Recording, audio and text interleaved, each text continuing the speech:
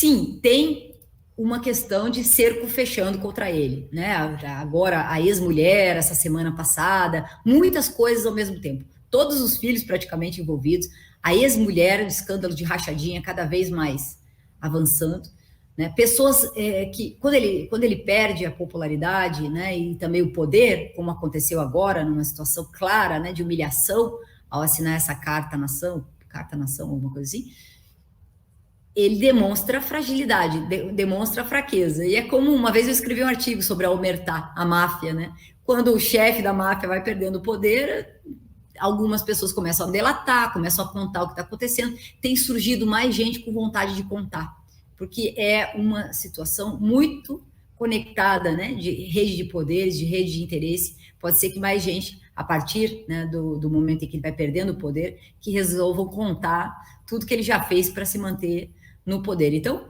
realmente, ele tenta se defender, dobra a aposta. Eu não sei dizer exatamente, mas ele era o que soltava bombas no quartel, né? Então, quer dizer, ele sempre acostumado a pagar para ver, dobrar a aposta, etc. O que aconteceu com ele, e aí eu sei que você vai me perguntar do acordo, o que é que aconteceu para ele voltar atrás desse jeito é que fica no ar, né? Então, eu concordo com o Eugênio Aragão. Aqui temos uma questão de relevância pública. Como é que pode a gente não saber das coisas? Tem certas coisas que é melhor não saber. É verdade que é melhor não saber. Mas tem uma situação aqui de que é difícil imaginar, né, que ele não ganhou nada firmando uma carta tão humilhante. Né? Muito humilhante. E logo ele que costuma dobrar a aposta, então o que é que está em jogo, né? Então a gente fica assim, querendo saber o que aconteceu. Por exemplo, não é surpreendente, ou será que estava planejado desde antes, que diante do 7 de setembro, da radicalidade daqueles discursos, o de Brasília, lembra, Carol, não tinha nem citado o Alexandre de Moraes, mas o de São Paulo, feito 3 ou 4 horas depois, ele cita nominalmente o Alexandre de Moraes, não é? Xinga, diz que não vai obedecer. É Então, difícil, né? no de Brasília, ele também mencionou a vocação do Conselho da República, de um Conselho da República, e depois ele se atrapalhou e se desmentiu. Mas então, ele foi bem agressivo, dia 7. E 2 dias depois, ele lança uma outra carta no sentido oposto. O que aconteceu entre o dia 7 e o dia 9?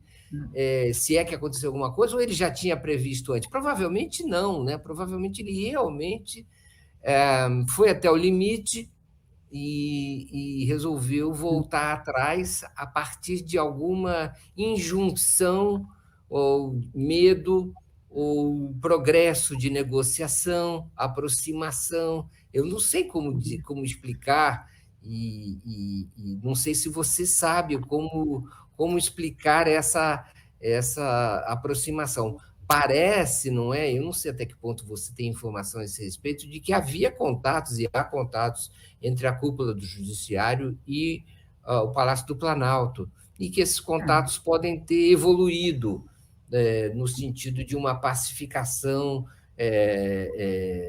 de parte a parte, não é? O que você acha? O próprio Gilmar, no artigo de hoje, ele admite que as pessoas falam que o Supremo conversa com as pessoas, ele mencionou, conversou com o próprio Gilmar, conversou com o Ciro Nogueira, conversou com o Alexandre, conversa com os poderes. O Fux conversa com empresários e até faz show, né, de rock. Teve isso ontem, você viu isso, essa notícia? Eu vi. Quer dizer, inclusive um dos empresários é aquele do Habib's, né? Então, assim, Meu Deus, golpista. É complicado o nosso judiciário, deveria ser mais contido, né? Deveria, assim, eu diria até que deveria nos respeitar mais. Isso me deixa indignada, realmente, né? Eu tenho a impressão que às vezes as instituições acham que só devem satisfação a si próprias, é uma coisa impressionante, né? Então, um ministro supremo, são 11 supremos ali, né? Cada um faz o que quer, cada um fala com quem quer, se reúne secretamente com determinadas pessoas, e a gente fica nessa situação quase que obrigado a ter respostas conspiratórias. Isso é bastante irritante, como mínimo, né? Então, a própria postura o título que deram à entrevista do Gilmar, não sei se corresponde exatamente ao que ele queria dizer, mas temos que acreditar na boa-fé de Bolsonaro, quer dizer, é um acordo que acredita na boa-fé de um neofascista, né? De uma pessoa que o tempo todo beira a ruptura democrática, um criminoso, um genocida. É impressionante, né?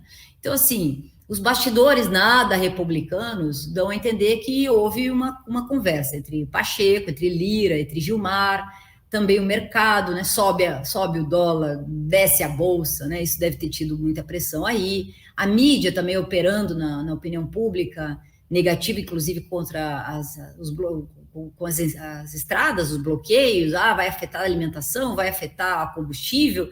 Lembre que em Santa Catarina, o pessoal mais impressionado, todo mundo foi para o posto de gasolina para encher o tanque dos seus carros, né? Aquelas filas enormes, a televisão mostrando isso já, desabastecimento, é o pânico do desabastecimento somado às crises reais, né? Inflação, né? Combustível realmente muito alto. Então, sem contar a agenda legislativa de setembro, muitas coisas para serem julgadas, e esse problema, essa semana, tudo interrompido por conta desses episódios. Uma semana a menos, o mercado contabiliza isso como custo, né? Como custo de paralisia das suas pautas, lá, a expectativa das reformas, né? 80 bi de precatórios para garantir o tal do plano de recondução no que vem, Guedes contra a parede, quer dizer, tem muita coisa que encaixa nessa conta, né? Jair Bolsonaro foi cedendo já no dia seguinte, né? No dia 8 ele já foi dizendo para os caminhoneiros saírem da estrada, e teve aquela situação ótima, né, do Adnet, que imitou o Bolsonaro, e realmente deu confusão, né? E foi delicioso aquilo. O mais divertido nesse período foram os memes e essas coisas, né? Porque a gente realmente pôde rir um pouquinho.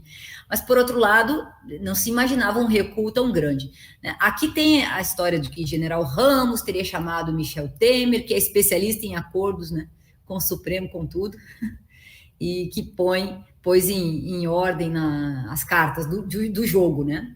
Lembre, não sei se você lembra disso, eu não quero ficar somando teoria conspiratória, porque não ajuda na análise política, né? Mas o Michel Temer foi citado como informante da Embaixada dos Estados Unidos em 2016. O Wikileaks deu essa notícia, né?